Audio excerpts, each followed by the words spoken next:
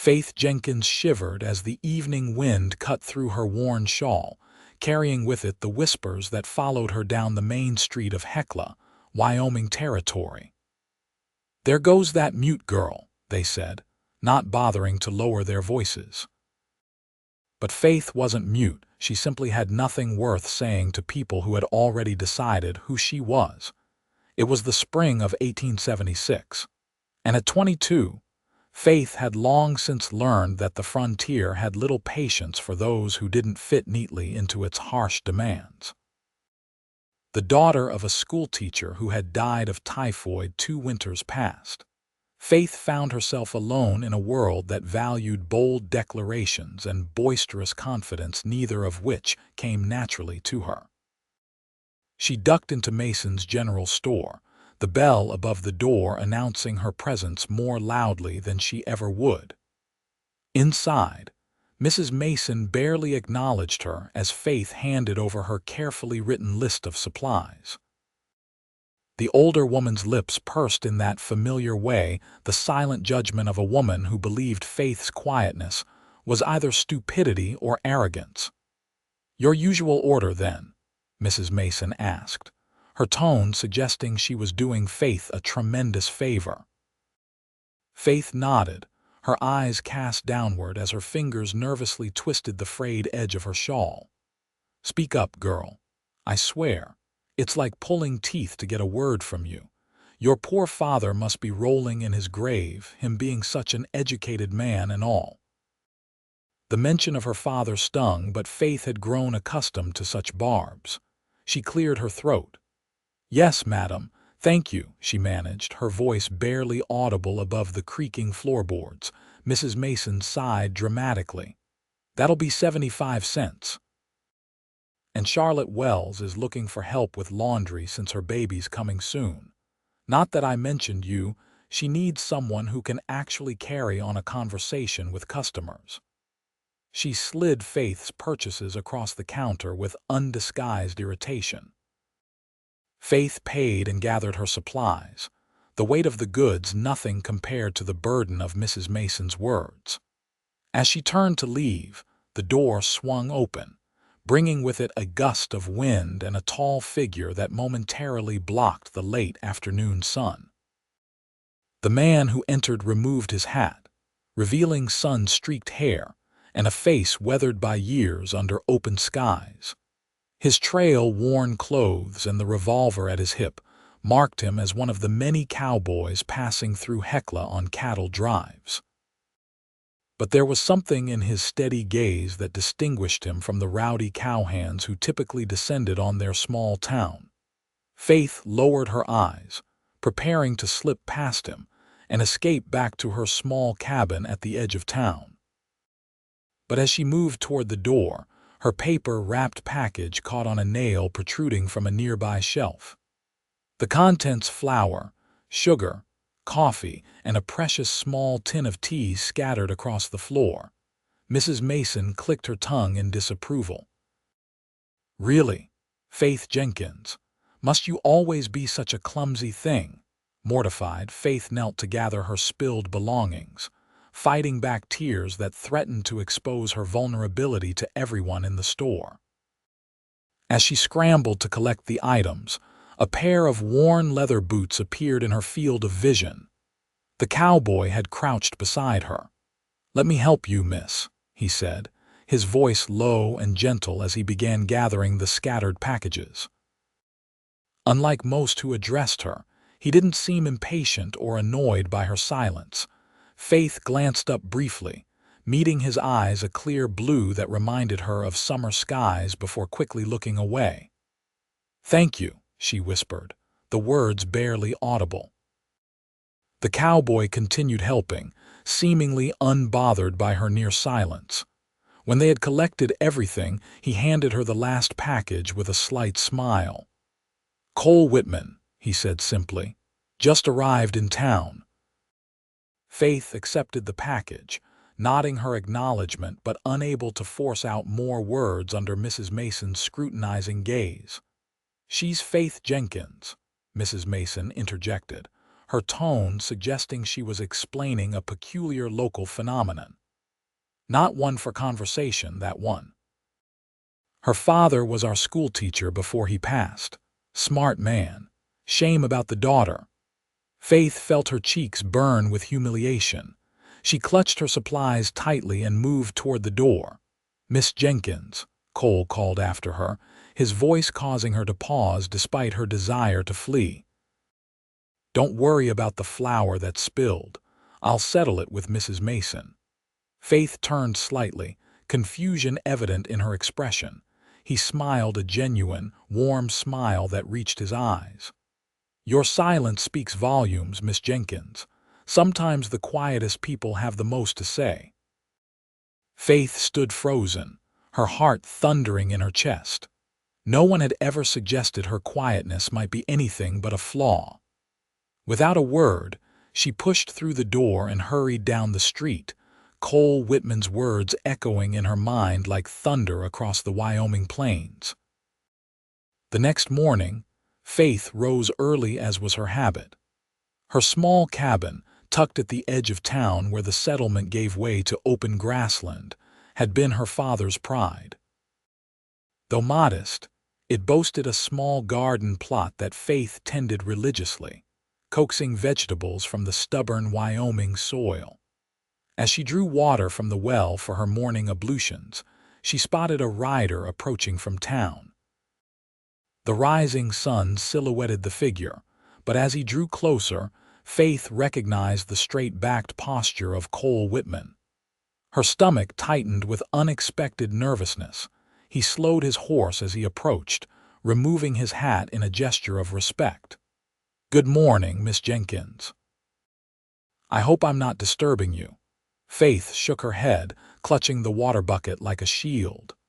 "I spoke with Sheriff Turner yesterday evening," Cole continued, seemingly comfortable with carrying the conversation alone. "He mentioned you might have a spare room to let. The boarding house is full with the cattle drive coming through, and I'll be staying in Hecla for a spell."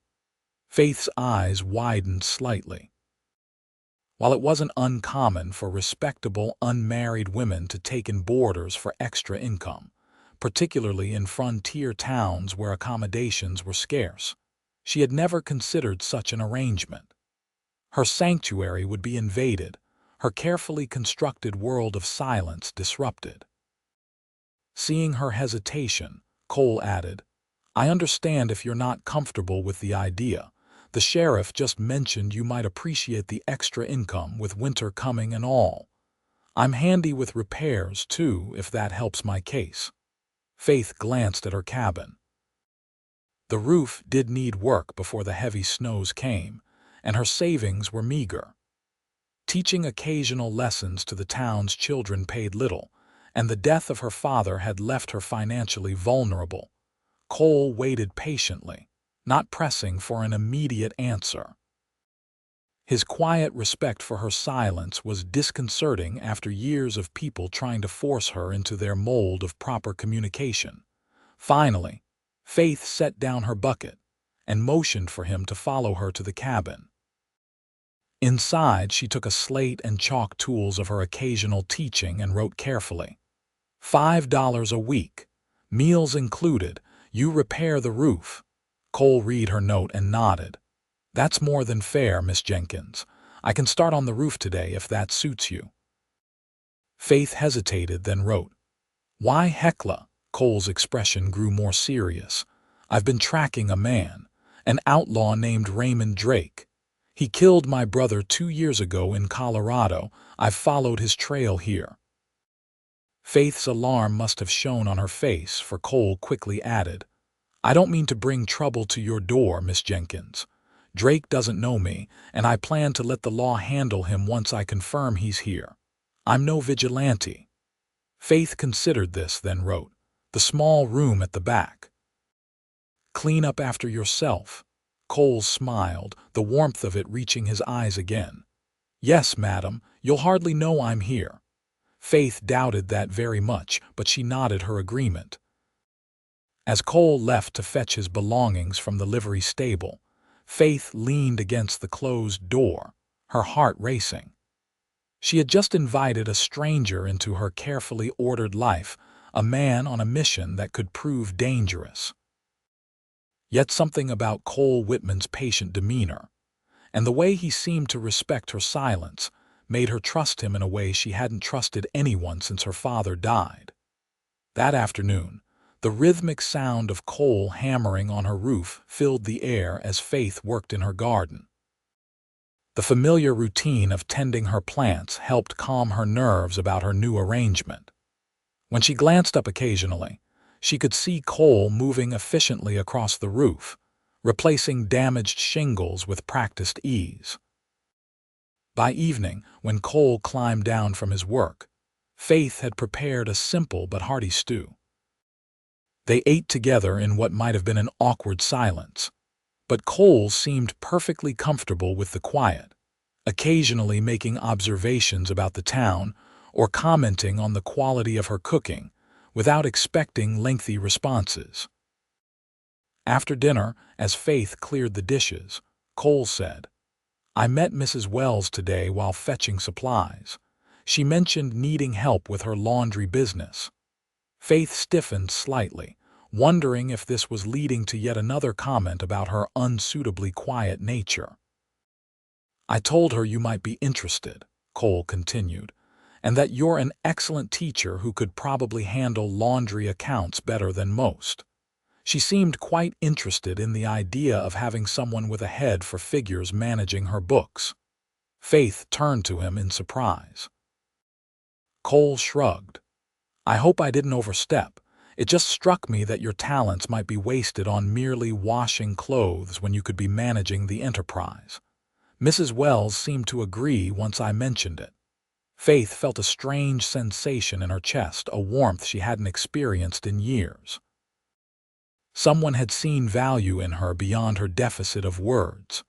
She nodded slowly, a small smile touching her lips before she turned back to her dishes.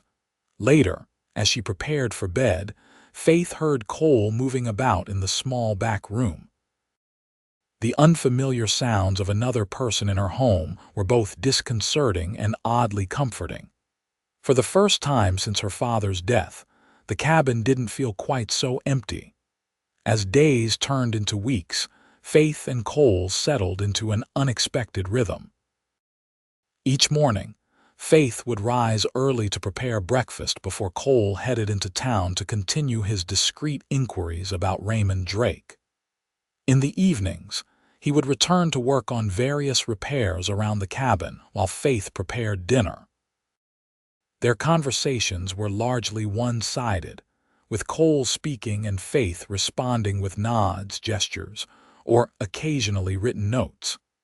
Yet somehow, Cole seemed to understand her better than people who had known her all her life. Faith had begun working with Charlotte Wells 3 days a week, managing the accounts for the laundry business rather than doing the washing itself. Charlotte, initially skeptical, had been impressed by Faith's meticulous record-keeping, and had even begun to appreciate Faith's quiet efficiency. "That cowboy of yours was right," Charlotte remarked one afternoon as Faith balanced the weekly ledger. "You've got a good head for figures, and I don't mind that you don't chatter means you actually get your work done, unlike most." Faith had blushed at the phrase, "that cowboy of yours," but couldn't deny the small thrill it sent through her. One evening in late September, as the first hints of autumn crispness touched the air, Faith returned home to find Cole sitting on the porch, whittling a small piece of wood. The sight of him waiting for her return made something flutter in her chest. "Evening, Faith," he said, having long since dropped the formality of Miss Jenkins when they were alone. "Thought we might take a walk before dinner, if you're not too tired." Faith tilted her head questioningly. "Just thought you might like to see the aspen grove beyond the ridge. They're starting to turn golden, and it's quite a sight." Faith nodded her agreement, setting down her basket from Charlotte's laundry. Cole had been in Hecla for nearly 2 months now, with no sign of Raymond Drake, and she had begun to wonder how much longer he would stay. The thought of him leaving filled her with a dread she wasn't ready to examine too closely. They walked in comfortable silence, the late afternoon sun casting long shadows across the rolling hills that surrounded Hecla. As they crested the ridge, Faith gasped softly at the sight before her, a small grove of aspen trees, their leaves shimmering gold in the fading light. Cole smiled at her reaction. My mother used to say that aspen leaves are the prairie's way of making gold for those who can't afford the real thing. Faith turned to look at him, surprised by the personal revelation. Cole rarely spoke of his family beyond occasional mentions of his deceased brother. I grew up in Missouri, he continued, seeming to understand her unasked question. Pa was a farmer, but after the war things were hard. He died when I was 16, and my brother Jacob and I headed west to try our luck. Jacob was the responsible one, saved every penny, wanted to buy land eventually. I was more the drifting type, working cattle drives, taking odd jobs. Faith listened intently, savoring this glimpse into Cole's past. Jacob got work as a bank clerk in Denver, was saving to marry his sweetheart. Cole's voice grew harder. Drake robbed that bank. Shot Jacob just because he moved too slowly. I was working a ranch nearby, and by the time I got to town, Drake was long gone and Jacob was buried. Faith impulsively reached out, touching Cole's arm in sympathy. He covered her hand with his own, the warmth of his palm sending a shiver through her that had nothing to do with the cooling evening air. Been tracking him since, Cole said softly. Not for revenge exactly, just justice. Jacob deserved that much. Faith withdrew her small slate from her pocket and wrote, but no sign of him in Hecla. Cole shook his head. I'm beginning to think my information was wrong. Sheriff Turner hasn't heard of anyone matching his description, and I've asked around as carefully as I can without raising suspicion. Faith hesitated, then wrote, Will you leave soon, then? Cole looked at her for a long moment, his blue eyes searching her face. I'm not sure anymore, he admitted. I've been chasing Drake's ghost for so long I'm not sure I remember how to stop, but lately. He trailed off, looking back at the aspen grove. Lately I've been thinking there might be reasons to stay somewhere, put down roots. Faith's heart quickened at his words and the gentle way his gaze returned to her face. You know, he said softly, when I first saw you in that store, I thought you seemed like someone who understood the value of choosing your words carefully. Most folks out here talk just to fill silence, but you make silence mean something. Faith felt her eyes sting with unexpected tears. All her life, her quietness had been treated as a defect to be corrected, never as a choice to be respected.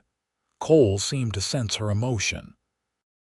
He gently took the slate from her hands and set it aside on a nearby rock. Some things don't need words, Faith Jenkins, he said, his voice low and tender as he carefully took her hands in his. Some things speak for themselves.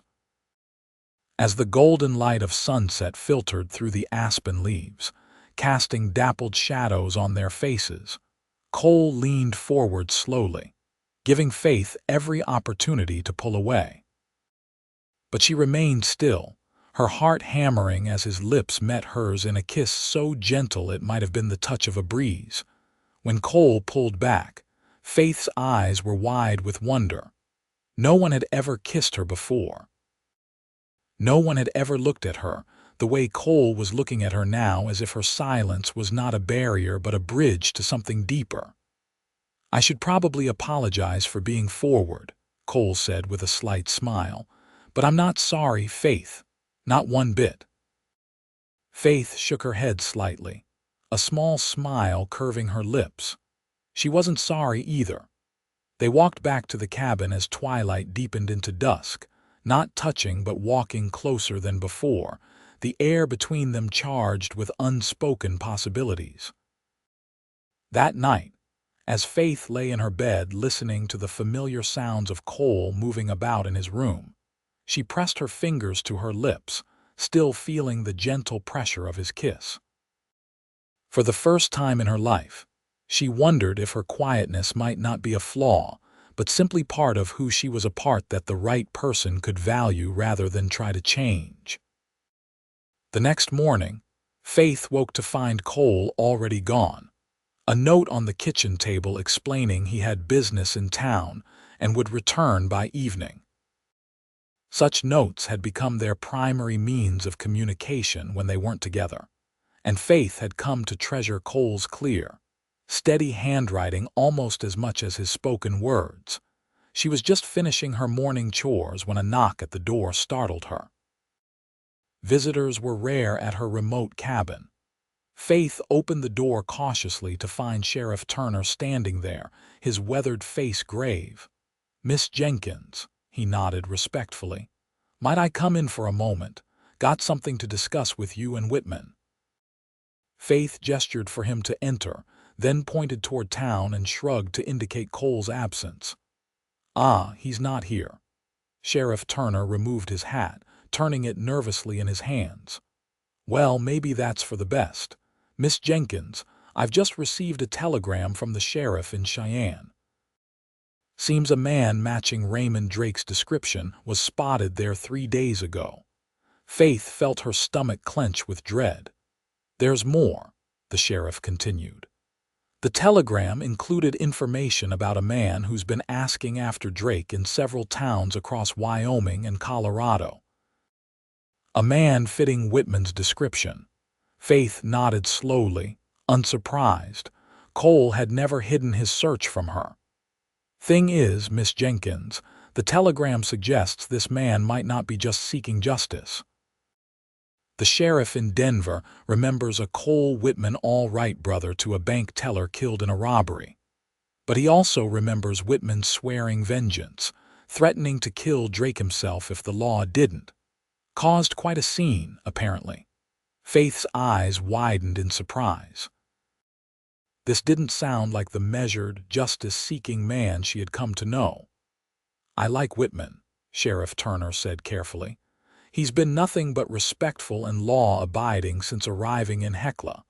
But I need to know his intentions, if he's planning to take the law into his own hands." He trailed off significantly. Faith shook her head emphatically, pointing at herself and then making a gesture to indicate Cole's good character. She wished desperately that she could find the words to defend him properly, to explain how Cole had spoken of justice, not revenge. Sheriff Turner sighed. "I hope you're right, Miss Jenkins, for both your sakes, but when he returns, please ask him to come see me. If Drake's in Cheyenne, that's for the territorial marshals to handle, not a lone cowboy with a grudge." After the sheriff left, Faith paced the small cabin anxiously. The thought of Cole potentially walking into danger filled her with fear. More troubling was the discrepancy between Cole's account of his motivations and what Sheriff Turner had described. Had Cole been less than truthful about his intentions regarding Drake? When Cole finally returned late that afternoon, Faith was waiting on the porch, her slate already filled with an account of the sheriff's visit. Cole's expression darkened as he read her message. "I see," he said quietly, handing the slate back to her. "I suppose I need to set a few things straight." Inside, Cole removed his hat and coat, movements deliberate as if buying time to gather his thoughts. Finally, he turned to Faith. "What the sheriff said about Denver isn't entirely wrong," he admitted. "When Jacob was killed, I was, not myself. I did threaten to hunt Drake down, said a lot of things I'm not proud of." Faith watched him intently, trying to reconcile this information with the man she had come to know. "But that was 2 years ago, Faith. 2 years of tracking a man gives you a lot of time to think." Cole ran a hand through his hair, a gesture Faith had come to recognize as a sign of his discomfort. "I still want Drake to pay for what he did. But I meant what I told you. I want justice, not revenge. I'm not planning to shoot him down in the street." Faith wrote on her slate, Then why not tell the sheriff about Drake possibly being in Cheyenne? Cole read her question and sighed. Because I wasn't certain. I've followed false leads before and I didn't want to cause a stir over nothing, but now. He hesitated. Now I need to go to Cheyenne. If Drake's there, I need to alert the proper authorities. Faith felt her heart sink. Cole was leaving.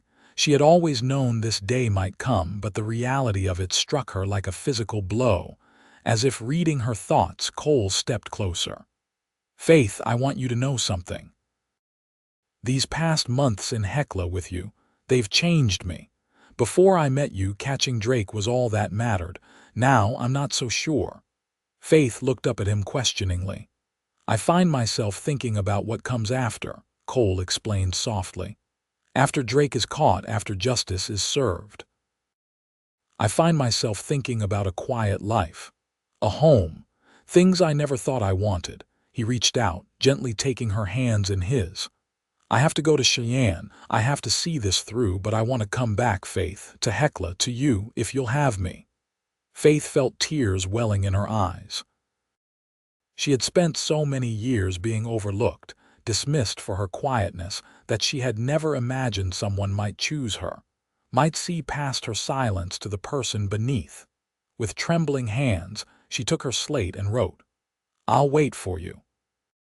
Cole's smile was like sunrise breaking over the plains. He leaned down, kissing her with more passion than before, his arms encircling her waist to draw her closer.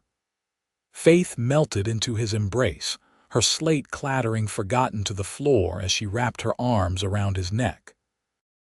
When they finally parted, both breathless, Cole pressed his forehead to hers. I'll speak to Sheriff Turner before I leave, clear things up, and I'll send word from Cheyenne as soon as I can.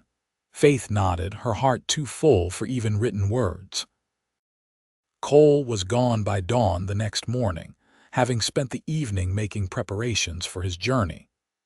Faith stood on the porch watching until his figure disappeared over the horizon, the rising sun casting long shadows across the Wyoming grasslands. The following days passed with agonizing slowness. Faith continued her work at Charlotte's laundry, grateful for the distraction. Charlotte, noticing Faith's distraction, surprised her with unexpected kindness.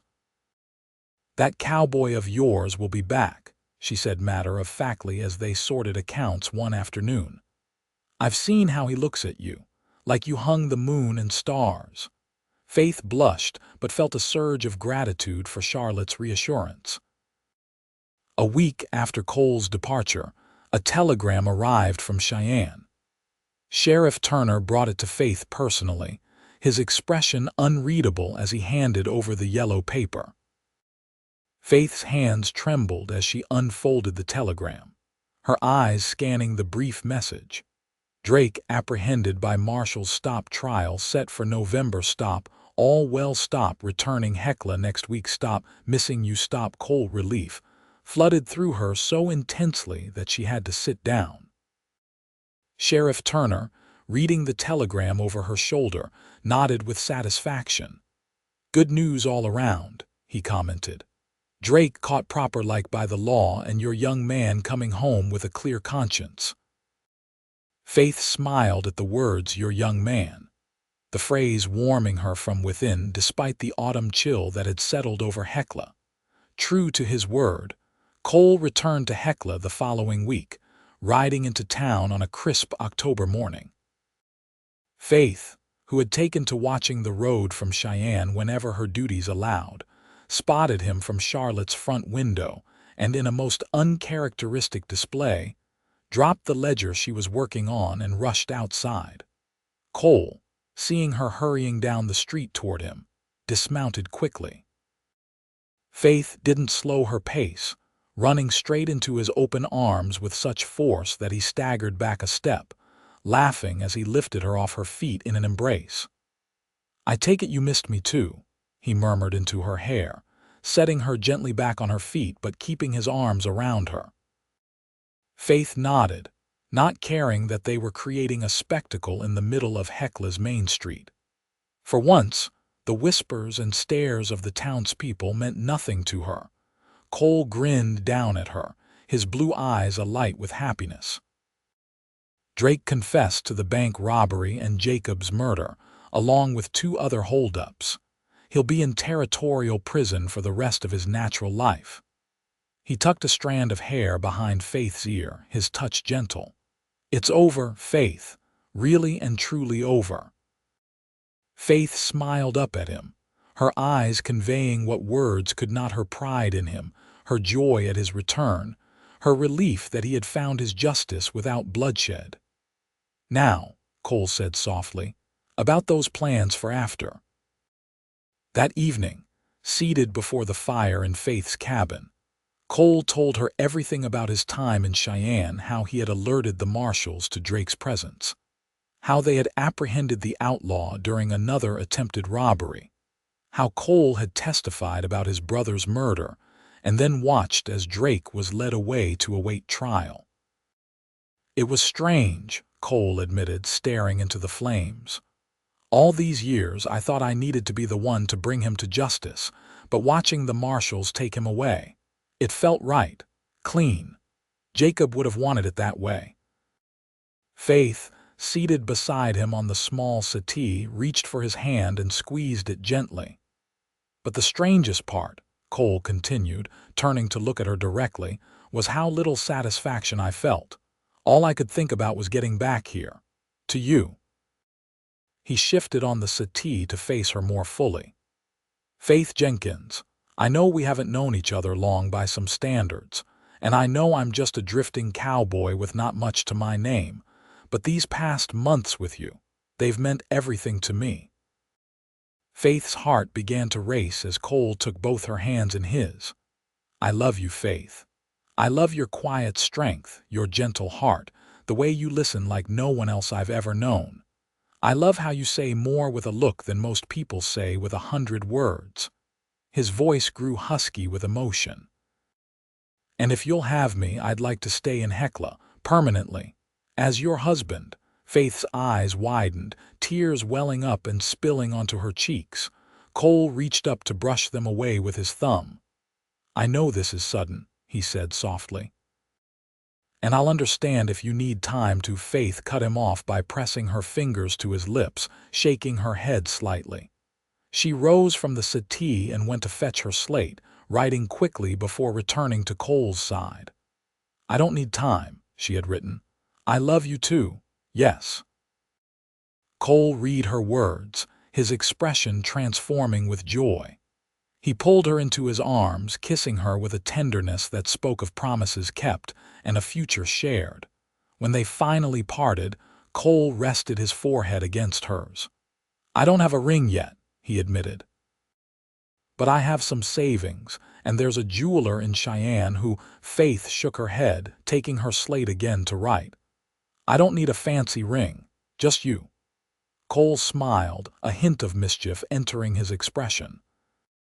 Well, Miss Jenkins, I do believe that's the most romantic thing anyone's ever written to me. Faith laughed, a soft, melodious sound that made Cole's eyes widen in surprise and delight. It was a rare occurrence, her laughter, as precious as it was infrequent. I think I just fell in love with you all over again, he murmured, drawing her close once more. They were married 3 weeks later in Hecla's small church, with Sheriff Turner giving the bride away and Charlotte Wells serving as witness. Faith wore a simple blue dress that Cole insisted on buying for the occasion, claiming her usual gray would not do for a wedding day. To everyone's surprise, Faith spoke her vows aloud, her voice soft but clear as she promised to love and honor Cole Whitman for all her days.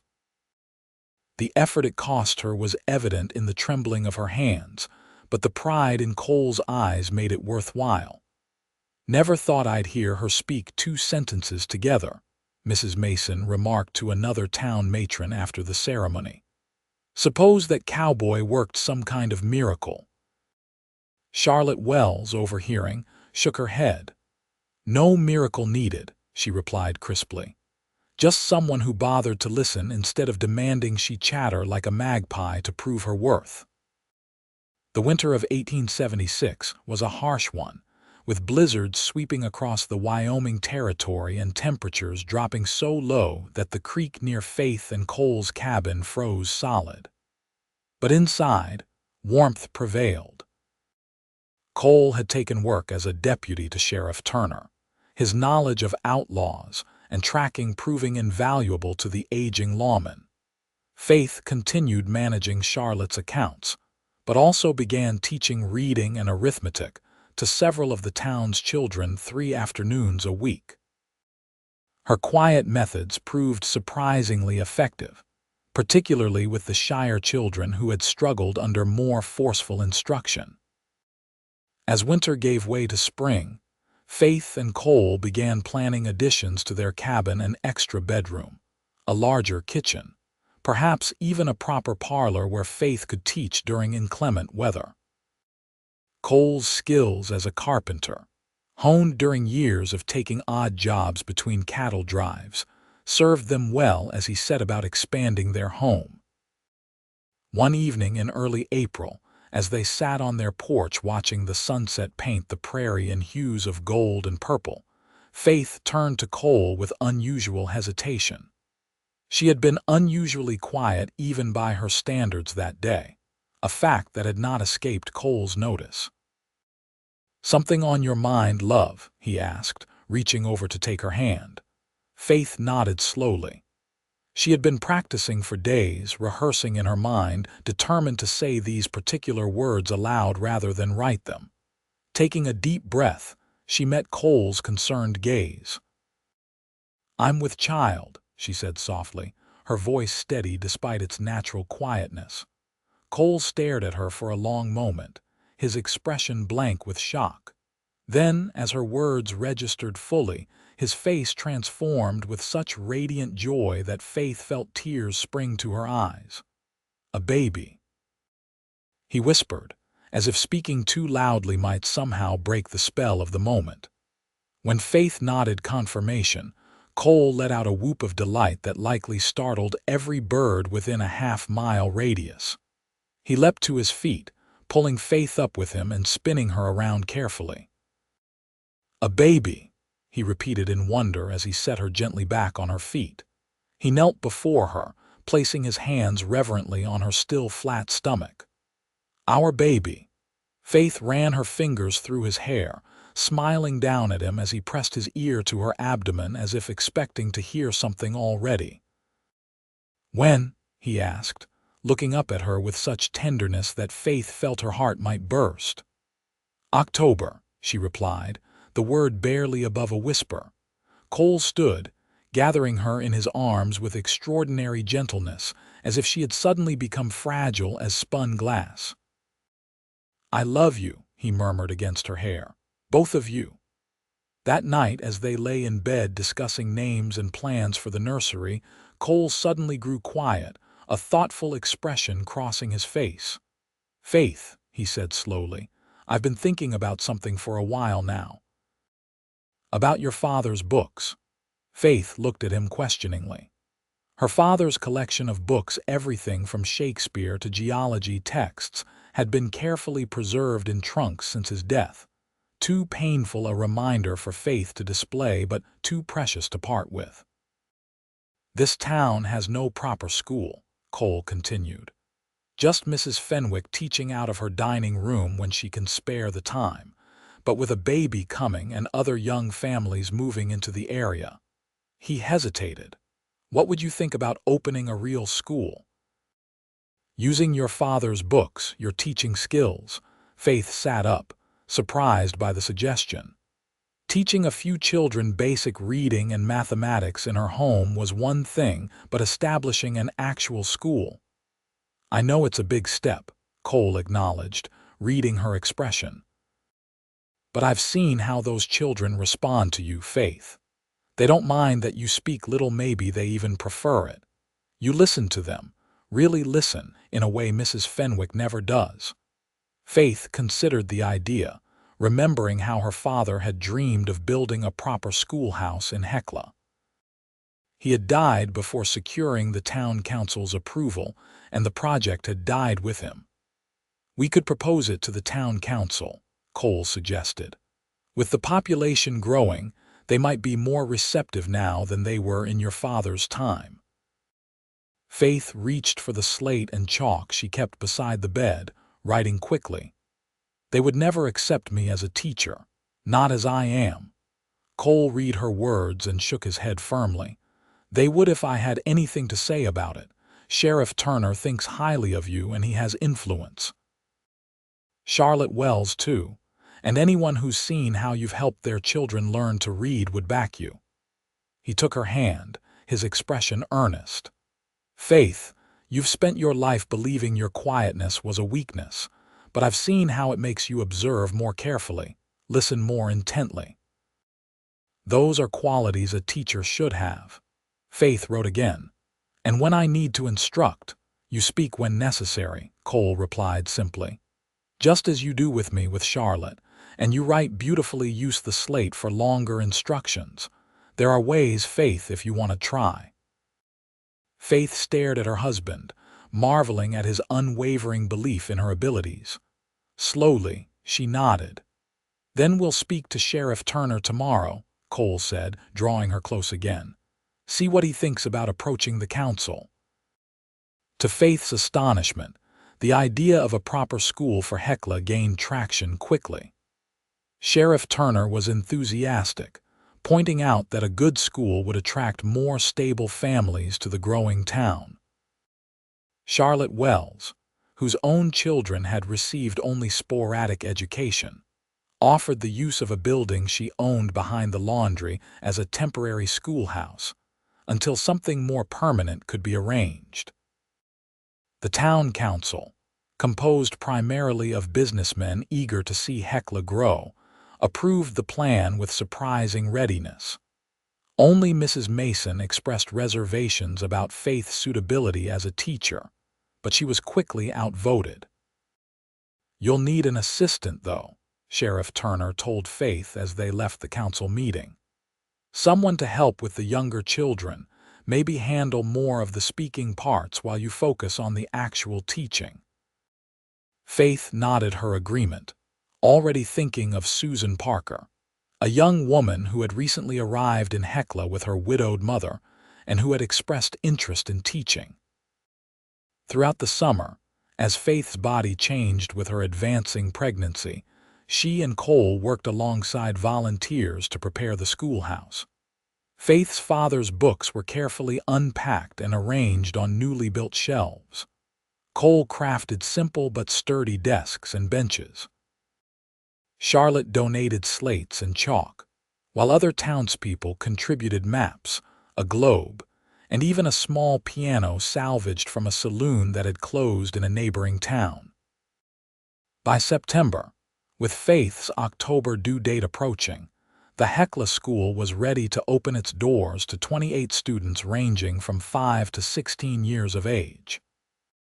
Susan Parker had readily accepted the position as Faith's assistant, her cheerful nature and patience with children making her an ideal complement to Faith's quieter approach. On the school's opening day, Faith stood before her students, acutely aware of the parents observing from the back of the room. Her hands trembled slightly as she picked up her chalk, but when she turned to the large slate board mounted on the wall, her writing was steady and clear. "Welcome to Hecla School," she wrote. "I am Mrs. Whitman and this is Miss Parker. Together we will learn reading, writing, mathematics, history, and natural sciences. I may not speak often, but I will always listen. Questions are encouraged. Respect is required." She turned to face the room, her heart pounding as she surveyed the curious faces of her students and the more skeptical expressions of some parents. Taking a deep breath, she spoke, her voice soft but carrying in the quiet room. "Education was my father's passion," she said, each word deliberate and clear. "Now it is mine. Let us begin." A murmur ran through the adults at the back of the room, surprise at hearing the famously quiet Faith Jenkins Whitman speak so directly, perhaps even admiration for her courage. Among the children, however, There was simply acceptance and curiosity about what they would learn first. By midday, when the younger children were released to return home for lunch, the initial tension had dissipated. Faith's methods, though unconventional, were proving effective.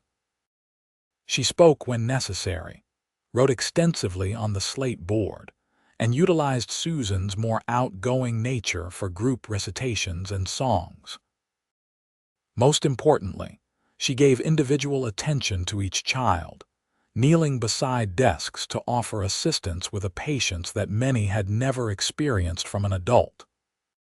Cole arrived as the afternoon session was ending, leaning against the doorframe with a proud smile as Faith demonstrated a simple science experiment involving water, oil, and differing densities. Even Mrs. Mason, who had arrived to collect her granddaughter, seemed impressed by the orderly classroom and engaged students. "Well," she admitted grudgingly to Cole, "she may not talk much, but she certainly has them paying attention." "That's more than I can say for the last 3 attempts at schooling in this town." Cole's smile widened. "Faith has always understood that listening is as important as speaking, Mrs. Mason. Turns out that makes for a fine teacher." As the last students departed, Faith sank gratefully into her chair, one hand resting on her swollen abdomen where the baby had been particularly active during her demonstration. "Successful first day, Mrs. Whitman?" Cole asked, crossing the room to stand beside her. Faith nodded, her smile tired but genuinely happy. "Our little one seems to have enjoyed the science lesson," Cole observed, placing his hand over hers to feel the baby's movements. "Already taking after his mama's intelligence." Faith raised an eyebrow at his use of his. Cole grinned. "Just a feeling. Though I'd be equally happy with a daughter, especially if she's as beautiful and wise as her mother." Faith rolled her eyes at his flattery but accepted his help in rising from her chair. As they walked home together through the golden afternoon light, Faith felt a contentment she had never imagined possible.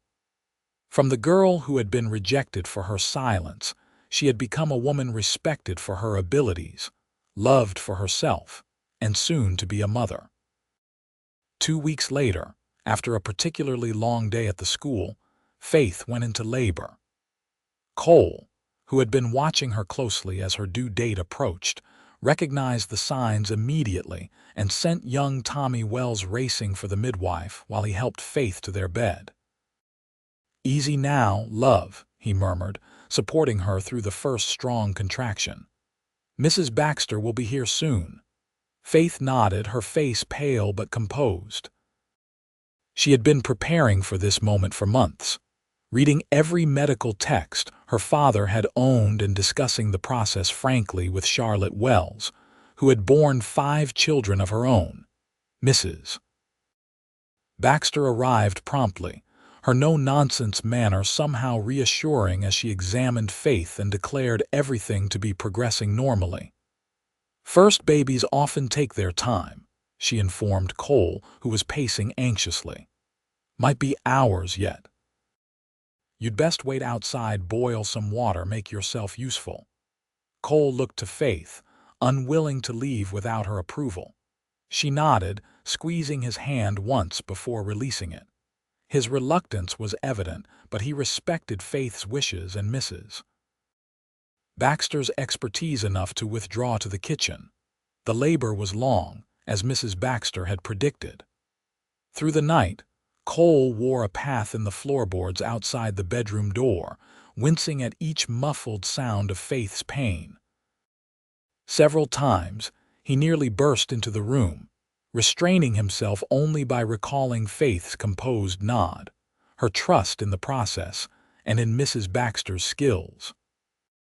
As dawn broke, painting the eastern sky in shades of pink and gold, a new sound filled the small cabin, the indignant cry of a newborn taking their first breath. Cole froze in his pacing, his heart seeming to stop and then race forward. The door opened, and Mrs. Baxter appeared, her stern face softened by a tired smile. "You have a son, Mr. Whitman, a healthy boy with a fine set of lungs." Cole felt his legs go weak with relief and joy. And Faith, tired as you'd expect, but well. She did beautifully, never made a sound of complaint through the whole ordeal. "Go on in now." Cole entered the bedroom to find Faith propped against pillows, her face exhausted but radiant as she cradled a small bundle wrapped in a clean white blanket. She looked up as he approached, her eyes filled with such love that Cole felt his throat constrict with emotion. "Faith," he whispered, sitting carefully on the edge of the bed, "you're amazing." She smiled, turning the bundle slightly so Cole could see the tiny face of their son, red and somewhat squashed from birth, with a shock of dark hair that already showed signs of the same waves as Cole's. "Would you like to hold him?" Mrs. Baxter asked, her usual brusqueness gentled by the moment. Cole nodded, accepting his son with trembling hands. The baby squirmed, his tiny fists waving briefly before settling back into sleep, apparently satisfied with his new position. Cole stared down at him in wonder, marveling at the miniature perfection of his features, the impossible smallness of his fingers. "He's perfect," Cole said, his voice thick with emotion. He looked up at Faith. "Have you thought about names?" Faith nodded, reaching for her slate. She had considered many options during her pregnancy, but had settled on one that held special meaning. She wrote a single word and turned the slate toward Cole. "James," he read aloud, understanding immediately. James had been her father's name, and also Cole's middle name, a coincidence they had discovered during their courtship. "James Whitman. It's perfect." Faith wrote again, "James Jacob Whitman." Cole's eyes filled with tears at the inclusion of his brother's name. "Thank you," he whispered, leaning forward to press a gentle kiss to Faith's forehead, careful not to disturb the baby between them. Jacob would have been honored. In the days that followed, Cole took over the running of the household while Faith and little James established their routine. Susan Parker stepped in to manage the school temporarily, coming by each evening to update Faith on the day's lessons and receive guidance for the following day.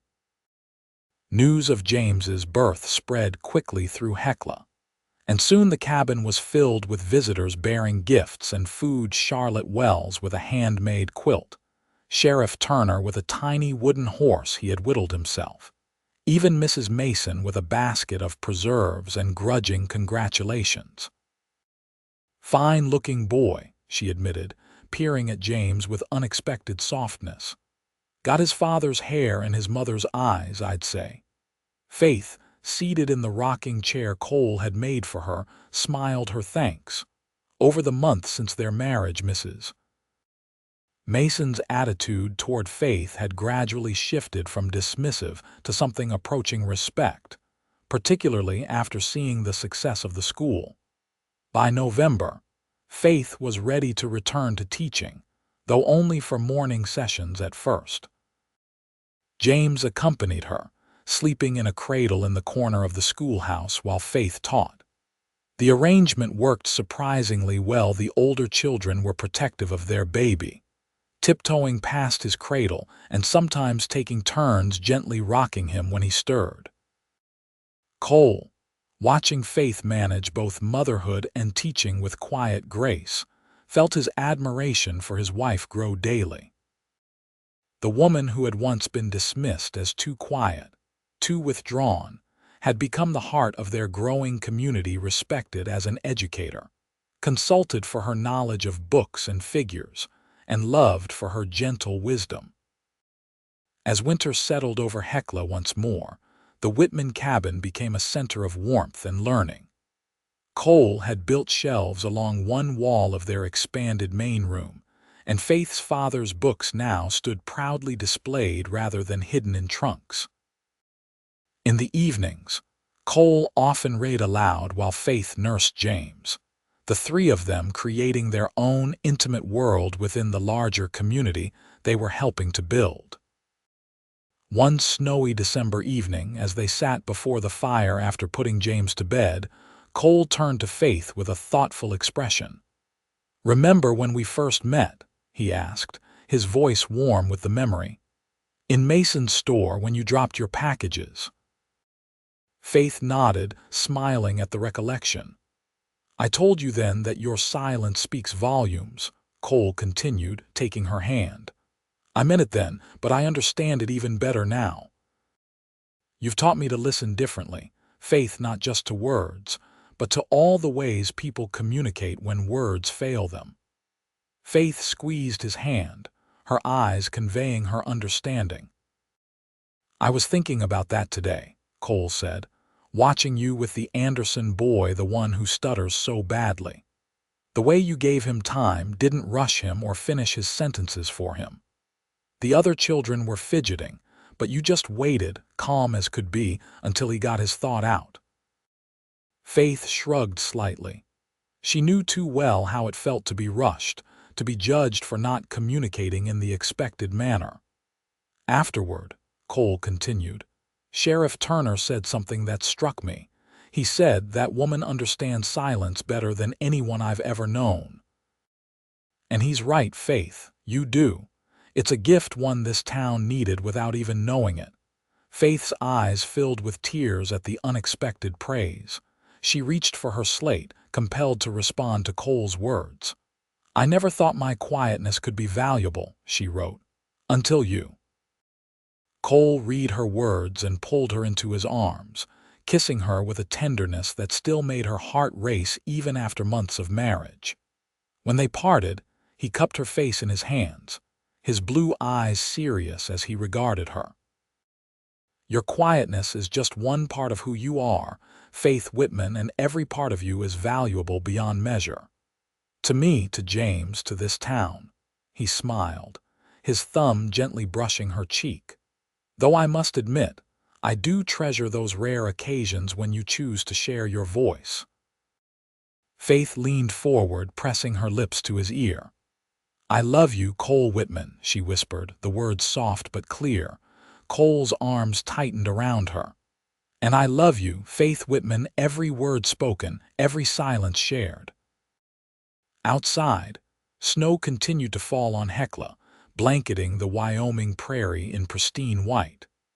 But inside the Whitman cabin, warmth reigned, the warmth of a love that had begun with a whispered recognition of worth, a love that had given voice to silence and found eloquence in the unspoken. As years passed, the legend of Faith and Cole Whitman became woven into the fabric of Hecla's history. The quiet schoolteacher and her lawman husband raised not only James but eventually two more children, a daughter, Charlotte, born 2 years after James, and another son, William, who arrived 3 years later. All 3 Whitman children inherited their mother's intelligence and their father's easy way with people, though James showed a particular talent for writing that made Faith's heart swell with pride. The Hecla School flourished under Faith's guidance, eventually moving to a purpose-built schoolhouse that Cole helped design and construct. Though Faith never became what anyone would call talkative, she grew more comfortable using her voice when necessary, particularly in the classroom. Still, it was her capacity to listen, truly listen, that most defined her as an educator and earned her the devotion of generations of students. Cole continued as deputy sheriff until Turner's retirement, when he was elected sheriff himself, a position he held with distinction for 15 years. Under his watch, Hecla grew from a small frontier settlement into a proper town with a bank, a doctor's office, and eventually even a small library named in honor of James Jenkins, Faith's father. But perhaps the most remarkable legacy of Faith and Cole's union was less tangible than buildings or institutions. It was the subtle shift in how the people of Hecla came to value different ways of being in the world, how a community that had once rejected a woman for her quietness learned to appreciate the power of thoughtful silence alongside exuberant expression. And in the evenings, long after their children were grown with families of their own, Faith and Cole could still be found on the porch of their cabin, sometimes talking softly, sometimes simply sitting in companionable silence as the sun set over the Wyoming plains, a living testament to the truth Cole had recognized that first day in Mason's general store. That sometimes silence speaks volumes, and the quietest hearts have the most profound things to say.